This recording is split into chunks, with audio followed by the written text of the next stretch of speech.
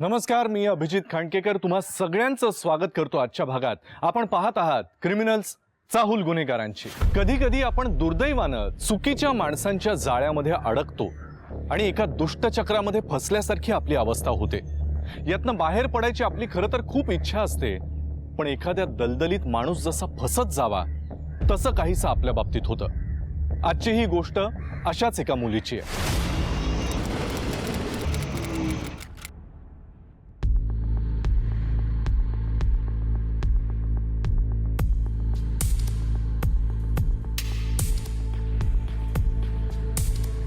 Hi, I'm Jay. High, me Kirti. So sweet. Please.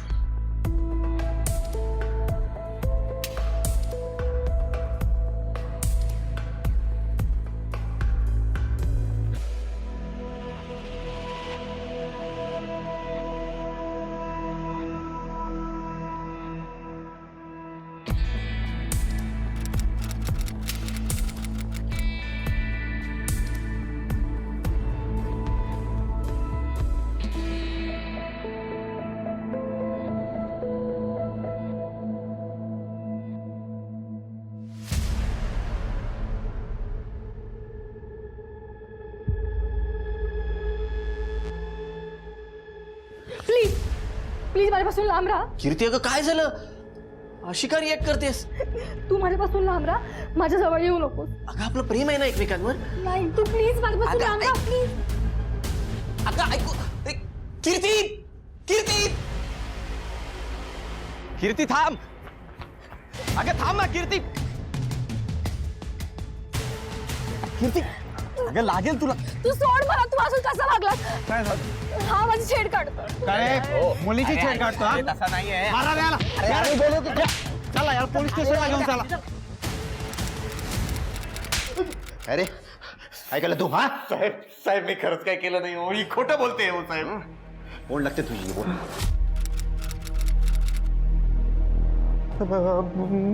माझी मैत्रीण आहे साहेब।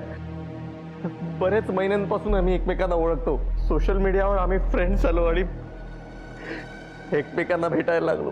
सोशल मीडिया आणि आज एकदम मौके पे चौका मारने वाला आयटम केला तू काय? बरोबर आहे ना? नाही साहेब, मी खरंच काय केलं नाही हो। घरी कोण कोण असतं तुझ्या? घरी ते बायको आहे साहेब। घरी बायको सुद्धा आहे तुझ्या? पण हिच्यापासून लपून जाशील ना तू, होय ना? थांब, ना तुला आता मी रेप चार्जनं तुला आतच टाकतो। नाही कुठल्याही मुलीला हात लावायचं लांबच, हाक सुद्धा मारू शकणार नाहीस तू बाळा। हा साहेब असं काय करू नका साहेब, असं काय करू नका। बरोबर नाही साहेब, मी काय म्हणतो, आपण जरा मांडवली करूया का?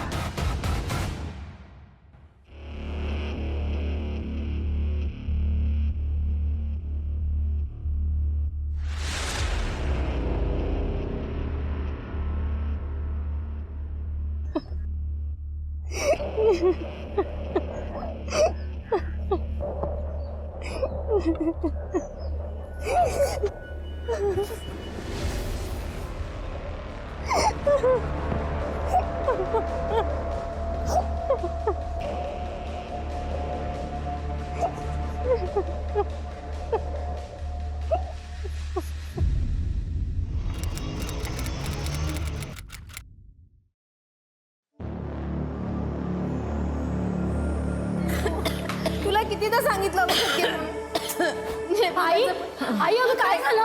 नाही बघ ना, आईची तब्येत खूप खराब झाली, हिला प्लीज दवाखान्यात घेऊन चल। आई चल आपण दवाखान्यात जाऊ। नको ग, मला ना आता ह्या आजारपणाचा कंटाळा झालाय। हा खोटा श्वास घेऊन जगण्यापेक्षा मेलेली बरी। आई असं काय ग बोलते आई?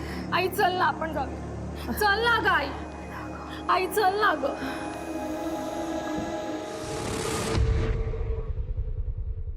10 लाख रुपये?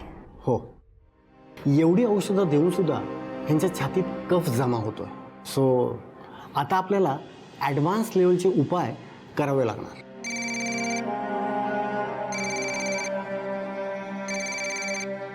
Excuse me. हॅलो. कीर्ती, आधीच आपल्यावर एवढं कर्ज आहे. तुझ्या बाबांनी आपल्यासाठी काही पैसे पण ठेवले नाही आहेत का मागे?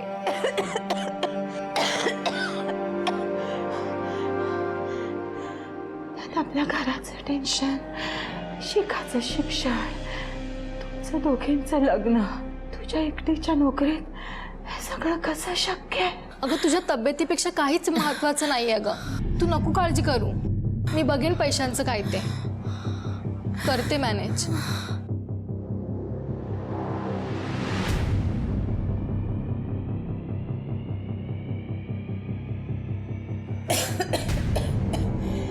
मला पैशांची गरज आहे.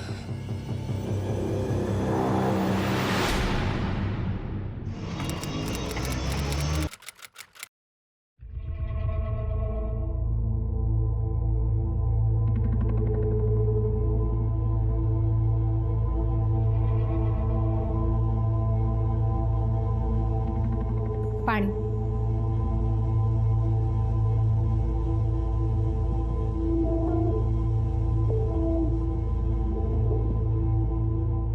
ठीक आहे, 5,000 ठेव. हे रोज रोज पैसे कुठून आणता तुम्ही? नवरा इथं चांगला पैसे देतोय. कटकट करणारी पहिली बाई बघितली मी. जा ठेव आतमध्ये.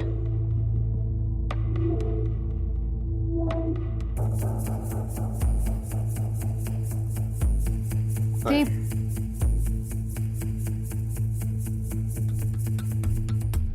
तुला काय करायचंय मग? तुझं सगळं चाललंय ना व्यवस्थित? आणि हे बघ, जास्त मशमश करू नको बरं का, तर दुसरीला सरळ घरात आणून ठेवेन मी.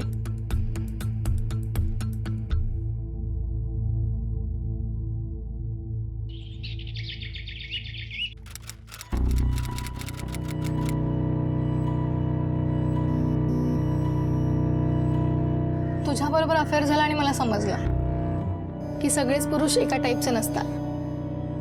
एका टाईपचे म्हणजे?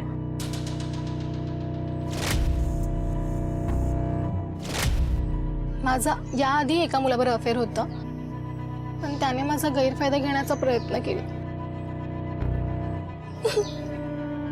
अगं तू टेन्शन नको घेऊ, मी आहे ना.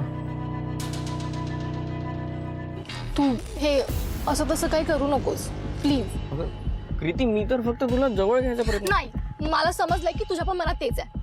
मला हात लावू नको. अगं कीर्ती, तुला मला हात नको लावू. माझ्यापासून लांब राहतो. ऐक लांब तर. राहा माझ्यापासून. मला हात नको. अगं ऐक ना, तुझा गैरसमज. अहो साहेब, मी बलात्कार करायचा प्रयत्न का करेन? तू एक नंबरचा भोकड दिसतो रे मला. तुझ्या थोबाडावरच लिहिलंय, फुकटचं मिळवून गिळून टाकलं काय? साहेब, जसं तुम्ही समजताय तसं काहीच नाहीये. मग कसं काय? सांग ना मला, काय झालं? हा, अरे ह्या मुलीकडे बघ, हिला काय शॉक चढलाय वे? रेप रेप रेप ओरडायचा. पाटील, याच्या विरोधात कंप्लेंट नोंदवा. आज छडू दे त्याला आता.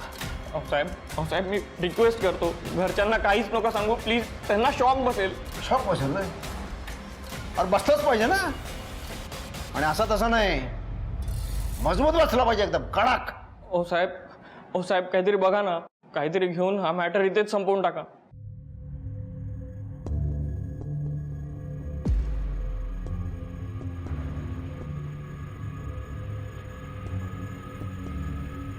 ₹10,000 दे.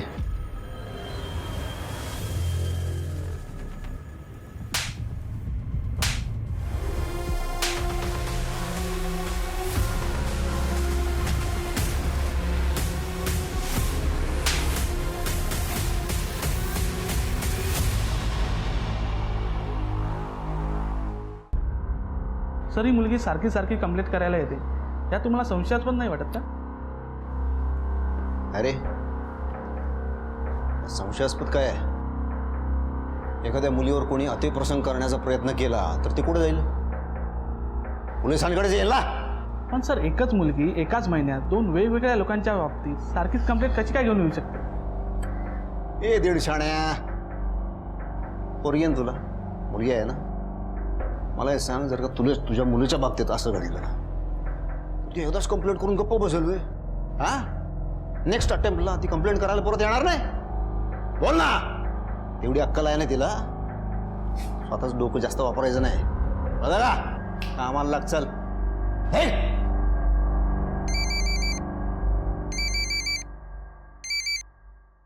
हॅलो. पण काय गे, अगं किती दिवस झाले बकरा नाही कापला तू? चल कामाला लाग आता. मी यानंतर असली कामं करणार नाही. हा, लॉटरी बिटरी लागली काय तुला? का गरजा संपल्या तुझ्या सगळ्या? हा, नाही, पण यानंतर मला असली खालच्या दर्जाची कामं करायची नाही आहेत आणि तुम्ही मला यानंतर फोन करू नका.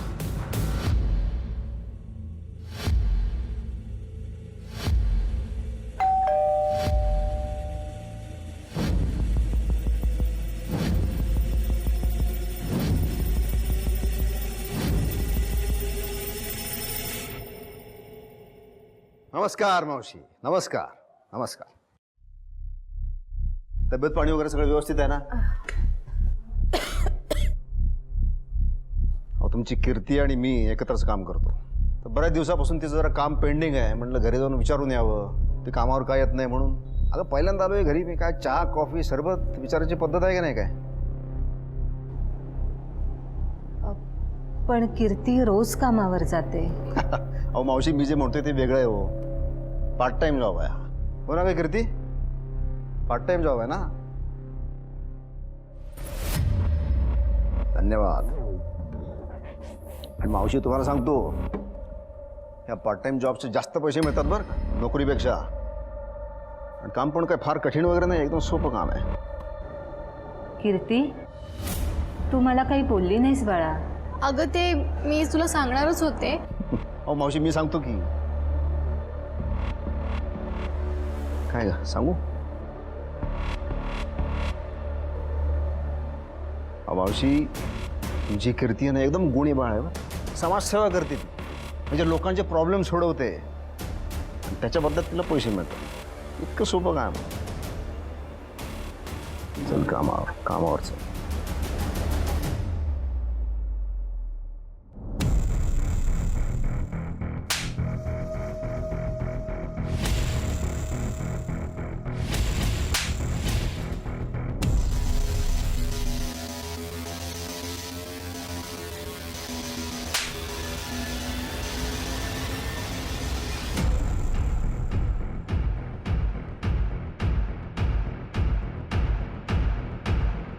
हॅलो.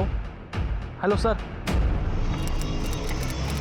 नमस्कार, पाया पडतो. सुमित, खूप महिन्यांनी पाहिलं रे तुला. कसा आहेस?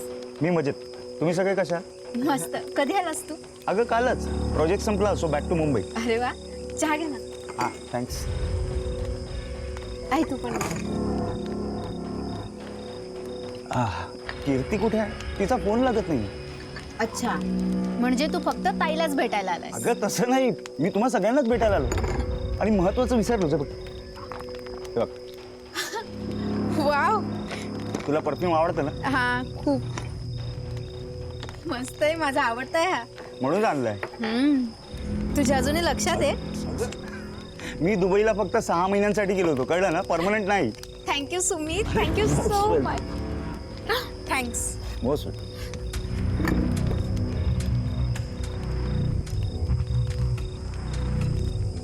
हाय सुमित. हाय कीर्ती, कशी आहेस? मी मस्त. तू कसा आहेस? मी पण मजेत.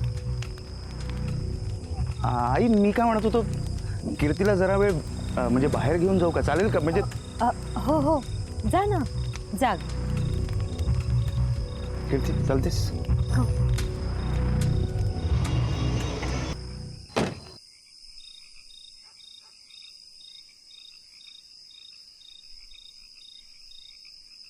कीर्ती,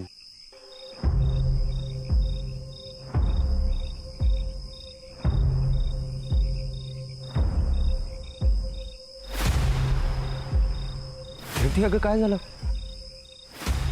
मला वाटलं मी प्रपोज करील तर तू खूप एक्साइट होशील. कीर्ती, मला लग्न करायचं तुझ्याबरोबर.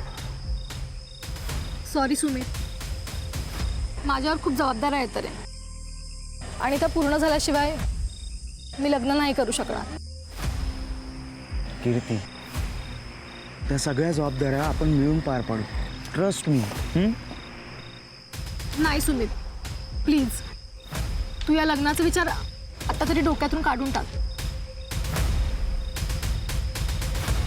तुझं दुसरीकडे तर अफेअर नाही ना? कीर्ती please.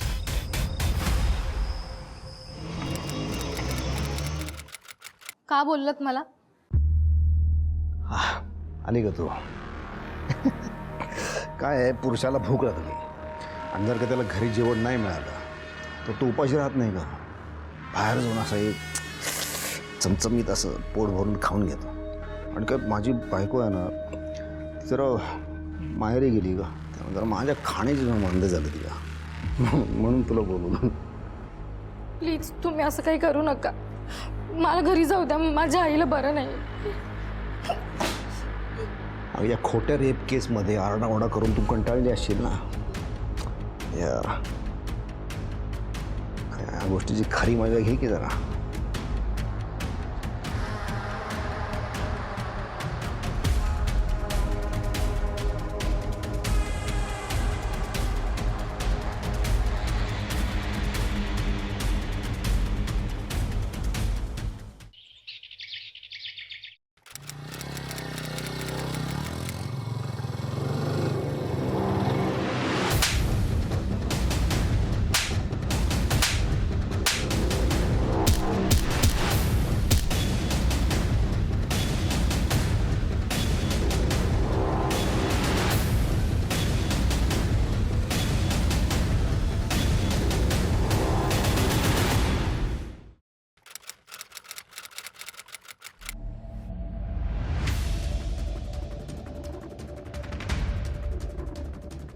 Me Mahesh Desai, special investigation team. अरे नमस्कार साहेब, नमस्कार. मजा ना, मजा. अरे पाटील सर, काय चहा गरम, काय कॉफी थंड? लोकांवर बलात्काराचे खोटे आरोप करून त्यांच्याकडून पैसे उकळण्याचे आरोप आहेत तुमच्यावर. साहेब, एका इमानदार ऑफिसरवर असे फालतू आरोप नेहमीच केले जातात. एकच मुलगी 3 वेगवेगळ्या पुरुषांवरती अटेम्प्ट टू रेपचा केस कसा काय लावू शकते? साहेब, जर का 3 वेळा अटेम्प्ट केला असेल तर ती 3 वेळा कंप्लेंट करणार ना. पण आम्हाला असं समजलं की तिचं मेडिकल झालं नव्हतं, कंप्लेंटही फाईल झाली नव्हती. त्या मुलीचे डिटेल्स देता का जरा? साहेब, प्रॉब्लेम असा झाला आहे, ज्या मुलीनं कंप्लेंट केली होती तिनं ती परत मागे घेतली. तर आता मी काय करणार? जेवढ्या डिटेल्स मी मागतोय तेवढ्या दिल्यात तर बरं पडेल. ठीक आहे सर, मी प्रयत्न करतो डिटेल्स मिळवायचे, बघतो.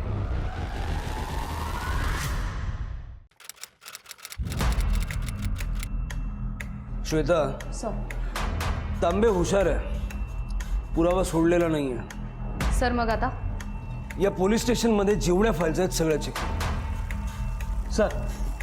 सर या फाईल्स. पाटील, तुला साधारण आठवतं का की ती मुलगी कुठल्या दिवशी इथे आली होती? कुठल्या दिवशी आली ते आठवत नाही, पण एक दिवस आठवतोय. त्या दिवशी माझ्या लग्नाचा वाढदिवस होता. त्या दिवसाचं CCTV फुटेज काढा, त्या मुलीचा फोटो काढा आणि आपल्या खबरांना ॲक्टिव्ह करा. असली कामं करणारी मुलगीला शोधायला फार त्रास होणार नाही. एकदा तिला अरेस्ट केलं, तिचं स्टेटमेंट आला की मग बघू पुढे तांब्याचं काय करायचं. येस.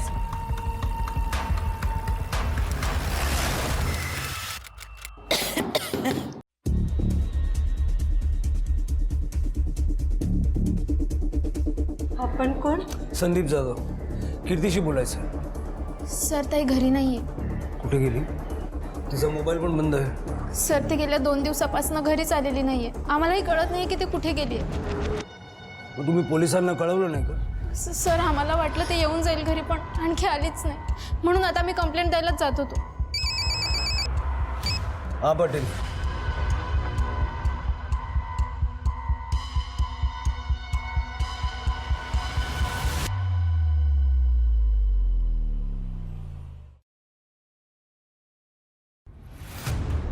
सर इथे कीर्ती आहे, यांनी कळवलं फोन करून.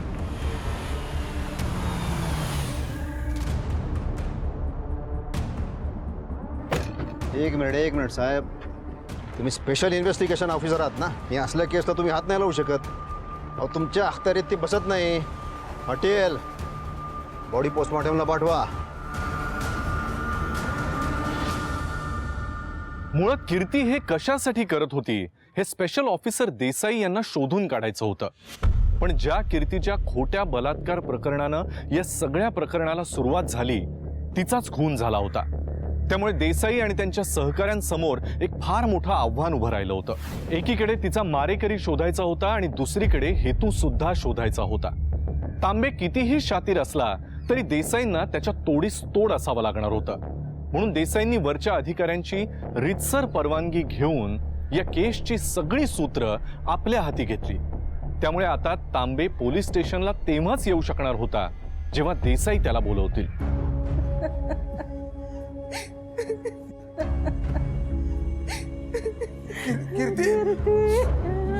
कीर्ती अगं काय झालं? कीर्ती आहे कीर्ती. कीर्ती कालपर्यंत तिला धमकी देत होतास आणि आज रडायला येत आहे. काय ते बंद कर तुझे नाटकी रडणं. खोटार नाहीस तू. मला माहितीये माझ्या मुलीचा जीव तूच घेतलाय. तूच घेतलास माझ्या मुलीचा जीव. अगं मी असं करेन. आई शांत होय. मॅडम तो सुमित आहे ना तो कीर्तीचा खास मित्र. पण त्या दिवशी तिच्यावर तो खूप भडकला होता. तुला लाज नाही वाटत हे सगळं करताना? सुमित तू प्लीज मला समजून घे. मी हे सगळं का करते त्यामागे एक कारण आहे. पाप करतेस आणि मग कारण देतेस. नाही अरे. ठीक आहे थँक्यू. कीर्तीचा पोस्टमॉर्टम रिपोर्ट आला. सर रिपोर्ट्सनुसार तिचा मृत्यू दुपारी 12 ते 2च्या दरम्यान झाला. आणि सर तिच्या डोक्यावर एका भारी भक्कम वस्तूने वार सुद्धा करण्यात आला. सर तिच्या मृत्यूच्या 2-3 दिवस आधी तिच्यासोबत मारहाण झाली होती. आणि सर कीर्ती प्रेग्नेंट होती. यामागे सुमितचा हात असू शकतो. सर कीर्तीचा CDR रिपोर्ट आला. श्वेता अॅनालाइज करा आणि मला लवकरात लवकर रिपोर्ट द्या. सर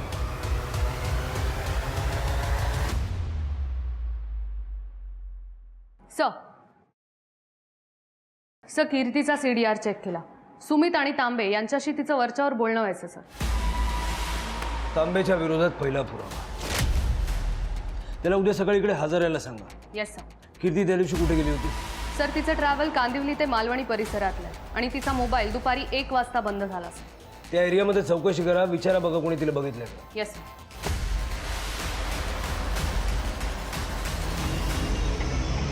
कीर्तीचं हल्ली कोणाशी भांडण वगैरे काही झालं होतं?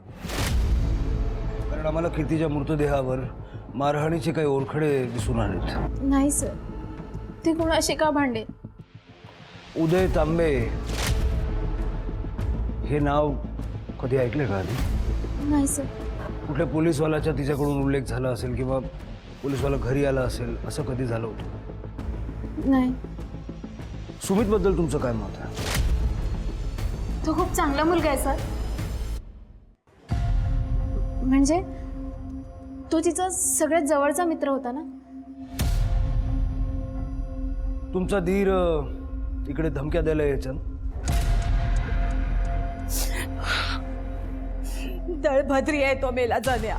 त्याच्यामुळेच माझ्या नवऱ्याच्या डोक्यावर एवढा खर्च झाला आणि तो मेला.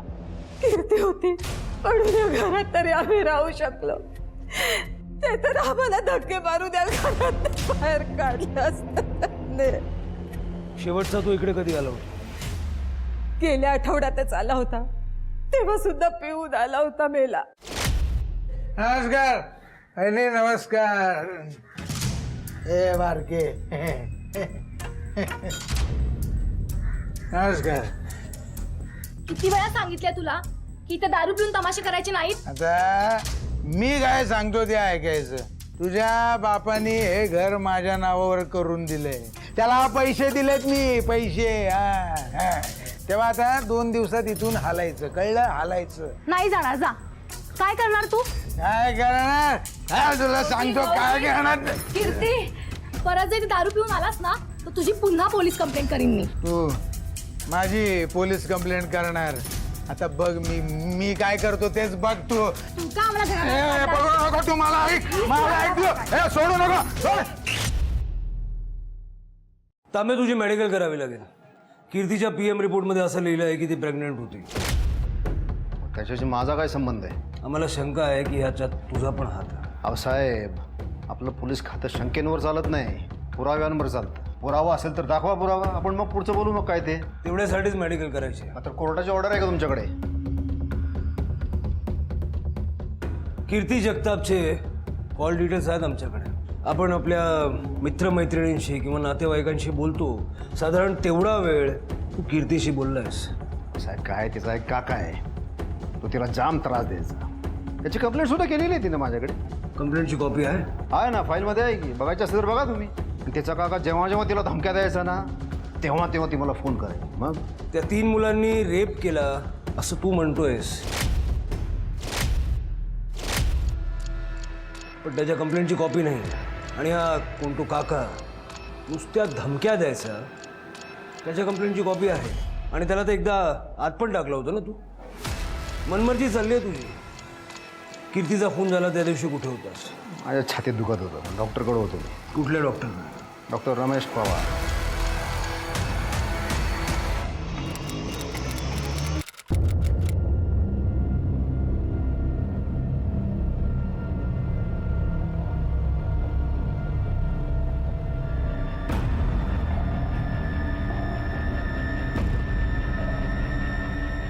हां हॅलो, दुबईचं एक तिकीट पाहिजे होतं मला, अर्जंट आहे जरा.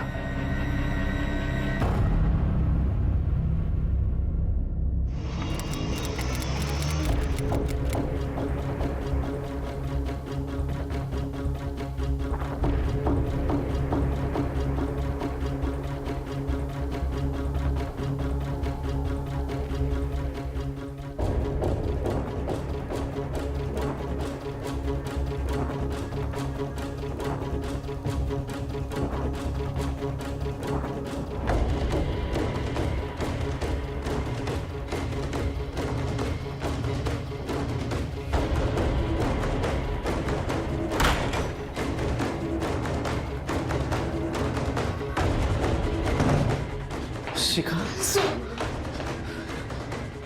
तुला इथे येताना कोणी बघितलं नाही ना? नाही, पण अरे तू असं किती दिवस लपून बसणार आहेस? पोलीस, तू पण तुझ्या बहिणीसारखेच नालायक निघालीस ना?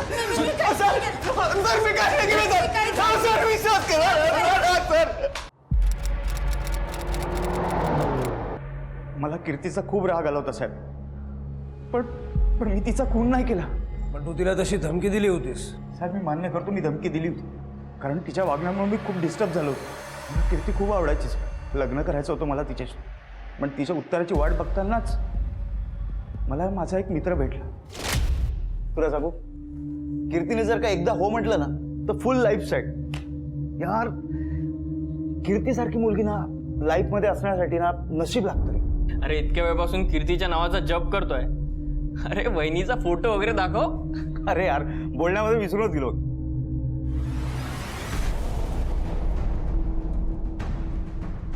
अरे ही का तुझ्या रिॲक्शन्स का चेंज झाले? अरे जर तू या फ्रॉड सोबत लग्न करशील ना, तुझं आयुष्य सेट नाही होणार. डब्यात जाईल, डब्यात. हे का फालतू बोलतोस? अरे फालतू मी नाही, फालतू ही मुलगी आहे. अरे हिने माझ्यावर फ्रॉड रेपचा केस केलाय. अरे मला तर वाटतं मी एकटाच नाही, अजून 2-3 लोकांना फसवलं असेल हिने. हे बघ, खोटं बोलू नकोस. माझ्या मित्रांनी मला सगळं खरं खरं सांगितलं आणि मी माझे सोर्सेस वापरून सगळी माहिती मिळवली आहे. सुमित, तसं खरंच काही नाही यार. तू प्लीज मला समजून घे. तुझ्यासारख्या मुलीला असभ्य भाषात काय म्हणतात माहितीये?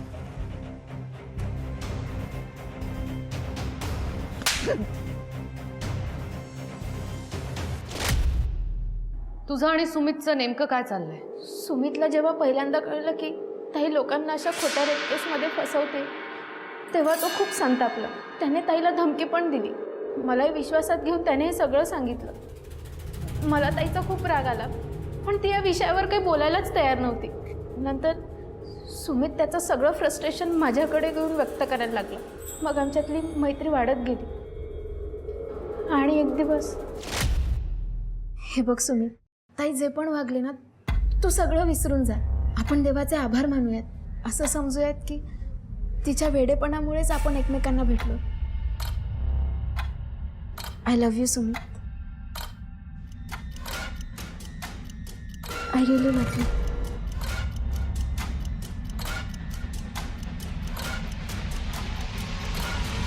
काय चाललंय हे? मी तिथे आईला चेकअप करायला घेऊन गेले, तेवढ्या वेळात तुमचे हे सगळे धंदे चालू आहेत. आणि काय ग, माझ्या खास मित्रासोबत असं करता तुला लाज नाही वाटत?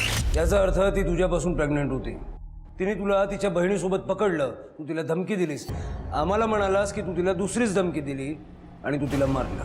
नाही साहेब, पण कीर्ती प्रेग्नेंट होती हे मला सुद्धा माहिती नव्हतं. याचं मेडिकल करा. सर सर पण सर विश्वास करा, मी खून नाही केला होता साहेब.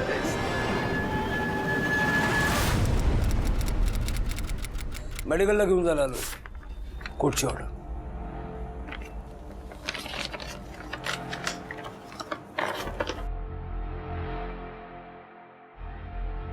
हे बघा, यांनी काही केलेलं नाही. ती मुलगीच घाणेरडी होती आणि तिच्या पापाची शिक्षा तिला मिळाली आहे. हे घ्या, आपण नंतर बघूया काय ते. आत्ताच जायचं. तर नंतर बघूया ना आपण काय ते. चला आत्ताच जायचं. चला चला. अहो, त्यांनी खरंच काय केलं? अहो, कुठे घेऊन चाललात? माझं ऐकत राहो. स्पेशल ऑफिसरच्या मनात विचार आला की कीर्तीनं ज्या माणसांच्या विरोधात खोट्या बलात्काराची तक्रार दिली आहे त्यांच्यापैकी कोणी बदला घेण्याचा तर प्रयत्न केला नसेल ना. त्यापैकी एक होता सुमितचा मित्र मिहीर, ज्याची चौकशी झाली पण पुराव्यांअभावी त्याला सोडून देण्यात आलं. आणि त्यानंतर पोलिसांनी कीर्तीच्या सोशल मीडिया प्रोफाईलवरून आणि तिच्या कॉल रेकॉर्ड्सवरून त्या सगळ्यांना शोधून काढलं. कीर्तीचे रेकॉर्ड्स आणि सोशल मीडिया तपासलं तेव्हा मला कळलं की तुमचं आणि तिचं रिलेशन होतं. हो, आता झाली माझ्याकडनं चूक. काय करू आता? तिला का मारलं? हा? नाही साहेब, मी तिला मारलं नाही हो. आता त्या घटनेनंतर मी सगळं विसरून सुद्धा गेलो होतो. साहेब, मला खरंच माहित नाही तिचा खून कोणी केला.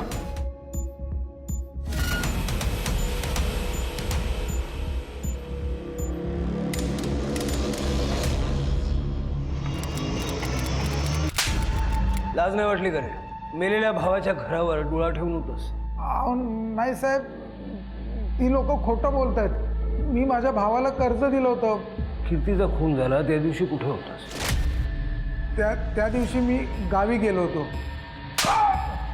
कीर्तीचा खून झाला त्या दिवशी आणि त्याच्या आधी 3 वेळा जिथे कीर्तीचा खून झाला त्याच्या आसपास होतास ना? काय आहे ना साहेब, जिथे हा प्रकार घडला त्याच्या बाजूची जागा मला विकत घ्यायची होती. त्यासाठी मी 2-3 वेळा त्या मालकाला भेटायला तिथं गेलो. आता हा प्रकार घडला तेव्हा मी नेमका तिथे होतो. हा योगायोग नाही का साहेब? आत्तापर्यंत खरं का नाही बोललास? याच्या घराची झडती घे. कीर्तीच्या काकांची झडती घेऊन सुद्धा काहीही एव्हिडन्स हाती लागला नव्हता. थोडक्यात काय तर एवढे सगळे सस्पेक्ट्स हाती लागून सुद्धा खरा गुन्हेगार काही केला सापडतच नव्हता. अशा पद्धतीनं केस जेव्हा सुटत नसते तेव्हा पोलीस या केसचा नव्यानं विचार करायला लागतात. प्रत्येक अँगलला बारकाईनं तपासून पाहतात. या केसमध्ये सुद्धा असंच काहीसं झालं. सर, कीर्तीचा मोबाईल रिपेअर झालाय आणि सर ज्या दिवशी तिचा खून झाला होता त्या दिवशी तिने एका कार हायरिंग ॲपवरून कार बुक केली होती आणि त्यावरूनच पेमेंट केलं होतं. पोस्टमॉर्टम रिपोर्टनुसार कीर्तीचा मृत्यू झाला दुपारी 12 ते 2च्या दरम्यान. हे कार हायरिंग ॲप वापरून त्याने प्रवास केला कांदिवली ते मालवणी आणि तिचा फोन दुपारी 1 वाजता स्विच ऑफ झाला.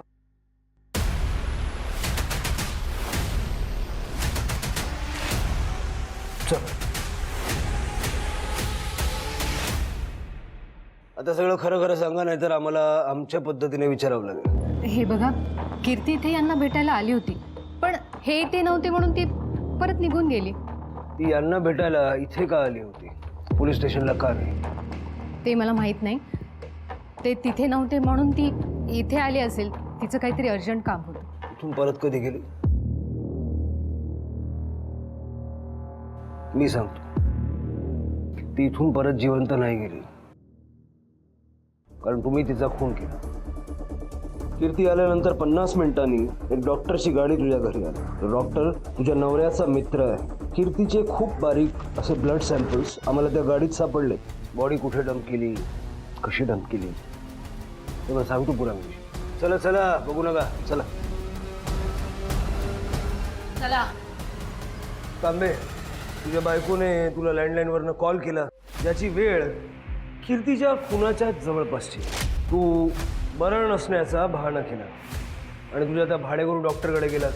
डॉक्टरला जाऊन तू सांगितलं की मला तुमची गाडी पाहिजे. त्या कंपाऊंडरने तुला चावी दिली आणि गाडी घेऊन निघालास आणि स्वतःचा मोबाईल त्या क्लिनिकमध्ये सोडला, जेणेकरून असं वाटेल की तुझं लोकेशन डॉक्टरच्या क्लिनिकचं आहे. क्लिनिकच्या बाहेर जे CCTV कॅमेरा आहे त्या कॅमेरामध्ये तुझी बाईक 2 तास थांबून राहिलेली दिसली आणि ती गाडी घेऊन निघताना सुद्धा तू दिसला. डॉक्टरने मान्य केलं.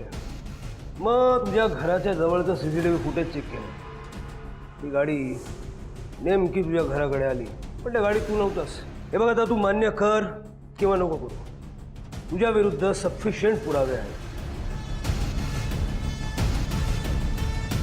तुम्ही जे म्हणताय सगळं केलं, कोर्टात सिद्ध करून दाखवा की हे सगळं. दाखवा सिद्ध करून. तुमच्या हुशार नवरदेवाने सगळं सत्य सांगितलंय. आता तुम्ही पण सगळं खरं सांगायचं कष्ट करा. कीर्ती माझ्याकडे माझ्या नवऱ्याची तक्रार घेऊन आली होती. तुमच्या नवऱ्याला माझ्यापासून लांब राहायला सांगा. हे तू कशी आहेस ना ते मला चांगलं माहिती. माहिती ना मी कशी आहे, म्हणूनच सांगते माझ्यापासून लांब राहायला सांग त्याला. नाहीतर काय काय करशील? तुमच्या सगळ्यांना बर्बाद करून सोडेन. काय बोललेस? हा, बरबाद करशील? काय बरबाद करायचं राहिले? काय बरबाद करेल? मी तुला जिवंत सोडणार नाही, समजलं ना? आणि ती खाली पडली. तिचं घेऊन जा. तांबे आणि त्याच्या बायकोला शिक्षा झाली. यामध्ये त्यांना साथ देणाऱ्या डॉक्टरला सुद्धा शिक्षा झाली. मात्र या सगळ्यात कीर्तीचा मात्र नाहक बळी गेला. कीर्तीने जर हिम्मत करून ही गोष्ट एखाद्या जवळच्या व्यक्तीला किंवा दुसऱ्या एखाद्या पोलीस ऑफिसरला सांगितली असती तर तिचा जीव वाचला असता आणि तांबेला कदाचित आधीच शिक्षा झाली असती. आजच्या या भागात मी अभिजित खांडकेकर तुम्हा सगळ्यांची रजा घेतो. पुन्हा भेटूया एका नवीन केससह पुढच्या भागात. पण तोपर्यंत तुम्ही स्वतःची आणि आपल्या घरच्यांची काळजी घ्या. घराबाहेर पडताना मास्क आणि सॅनिटायझरचा वापर नक्की करा. पाहत रहा क्रिमिनल्स, चाहूल गुन्हेगारांची. जय हिंद, जय महाराष्ट्र.